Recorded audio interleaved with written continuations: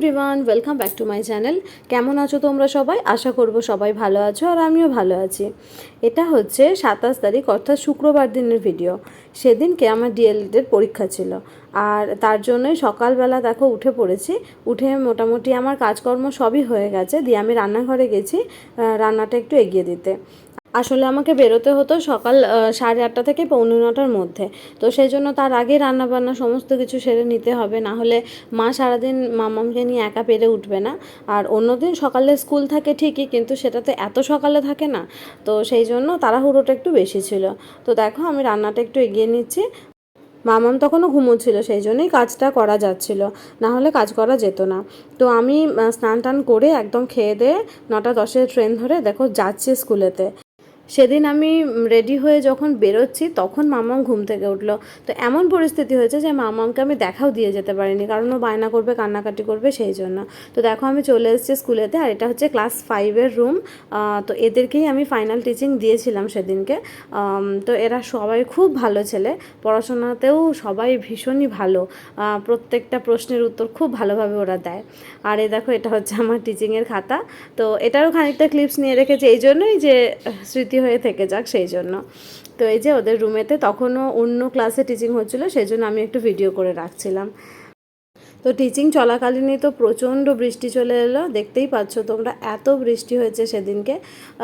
যদিও আমাদের বাড়ি ফেরার পথে বা টিফিনের পর থেকে বৃষ্টিটা কমে গেছিলো। খানিকক্ষণ বৃষ্টিটা হয়েছে, কিন্তু বেশ ভালো রকম হয়েছে বৃষ্টি। আর এখানে দেখো সমস্ত আমাদের টিচাররা বসে রয়েছেন, আর আমাদের যে সমস্ত বন্ধুরা রয়েছে তারাও সব টিচিং দিচ্ছিল অন্যান্য, সব মিলেমিশে সবার মধ্যেই একটা ব্যস্ততা কাজ করছে সেদিনকে। আর এই দেখো আমার তখনও টিচিং হয়নি, সেই জন্য আমার যেহেতু ক্লাস 5 অনেকটা পরে হয়েছে। তো এটা দেখো টিফিন আওয়ার্সে তখন আমাদের সব ফটো সেশন হচ্ছে। আমাদের বেশিরভাগ জনেরই টিচিং হয়ে গেছিলো, মাত্র 2-1 জনের বাকি ছিল, তো তাদের টিফিনের পরে হয়েছে। আর এই দেখো টিচিং হয়ে গেছে সেদিন। তো মোটামুটি ডিএলএডের কোর্সটা একটা শেষ হয়ে গেল বললেই চলে, এবার শুধু রেজাল্ট বেরোনোর অপেক্ষা। তো 2 বছরের যে জার্নিটা ছিল সেই 2 বছরের জার্নিটা মোটামুটি শেষ বলা চলে। আর এই যে আমি ফিরছি, ফেরার পথে এত খিদে পেয়ে গেছে যে আমি দাঁড়িয়ে একটা রোল কিনে খেয়ে তারপরে বাড়ি ফিরেছি।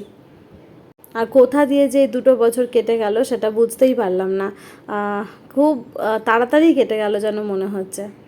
তো এটা হচ্ছে দেখো বাড়ি ফেরার পথে, তখন প্রায় 4:30 এরকম বাজবে আমি যখন বাড়ি ফিরেছি আর কি। তো দেখো সারাদিন একদম ক্লান্ত বিধ্বস্ত অবস্থা।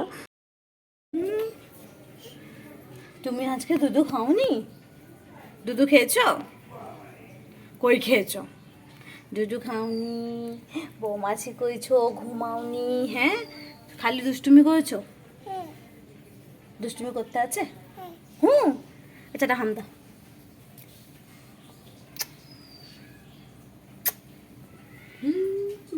মামাম সারাদিন যেহেতু আমাকে পায়নি, আমাকে এসে দেখার পরই, তখনই ও ঘুম থেকে উঠেছিল, তো আমাকে দেখার পরই কোলে উঠে পড়েছে। তো তারপর আর নামতে চাইছিল না আমার কাছ থেকে, আমিও ওকে আর ছাড়িনি। তো মায়ের কাছে শুনলাম যে সবে মাত্র ঘুম থেকে উঠেছে আর একটু দুধ টুধ কিচ্ছু খায়নি, বায়না করছিল। দুপুরে খাওয়ার সময় খুব বায়না করেছে। তো আমি ওকে এখন দুধটা রেডি করে দিচ্ছি। দেখতেই পাচ্ছ আমি শাড়ি টাড়ি ছাড়ারও সময় পাইনি।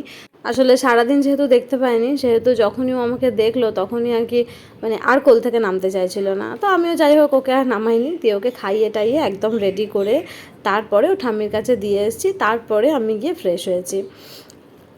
না বাবা, পাতলা হয়ে যাবে, আর জল দিলে পাতলা হয়ে যাবে। হ্যাঁ, এটা এটা খেলে গপু হবে। একটু দেবো, দাও, দিয়েছি আর নয়। হুম, গরম গরম। ফুদাও ফুদাও, খেপি। আর এই যে ম্যাডাম আমার এমনিতে সমস্ত কিছু গ্লাসেই খেয়ে নেয়, বোতলে করে জল পর্যন্ত নিজে ধরে খেতে পারে, কিন্তু দুধ খাওয়ার সময় হলে ওর বায়না করতে ইচ্ছা করে। আর আজকে আর একটু বেশি বায়না করছিল, তো ওই জন্য ওকে আমি কোলে শুয়ে ঝিনুকে করেই খাইয়ে দিচ্ছিলাম। এইভাবে খেয়ে নিলে আমার বরং সুবিধা হয়, তাড়াতাড়ি করে হয়ে যায় ব্যাপারটা।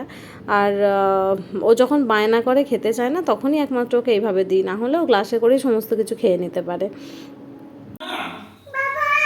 লেমন টির কালারটা দেখো শুধু, কেমন হয়েছে কালারটা? তুমি ছোট, তুমি ছোট। তুমি কি খাবে? চা খায় নাকি? কি খাবে? না আচ্ছা ঘরটা বাহ কি সুন্দর হয়েছে। এটা একটা জিজি এঁকে দাও জিজি। বাহ বাহ আমি একটা গাছ এঁকে দিই দাও। একটা গাছ আমি একটু আঁকি। আচ্ছা আচ্ছা ঠিক আছে।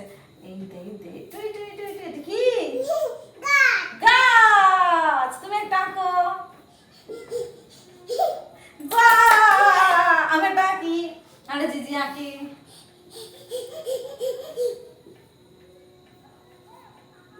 না কি খাচ্ছ? ওটা কি খাচ্ছ? তো এই যে সন্ধ্যাবেলা তার মনে হয়েছে একটু পড়াশোনা করি, তো এই তো পড়াশোনা হচ্ছিল। তো তারপরে ফ্রিজটা মা খুলেছে আর ও সব মানে স্কোয়াশটা দেখতে পেয়েছে, দিয়ে এসেই বলছে আমাকে শরবত বানিয়ে দাও। তো দিতেই হয়েছে, না হলে এত কান্নাকাটি করছিল যে ওকে রাখা যাচ্ছিল না।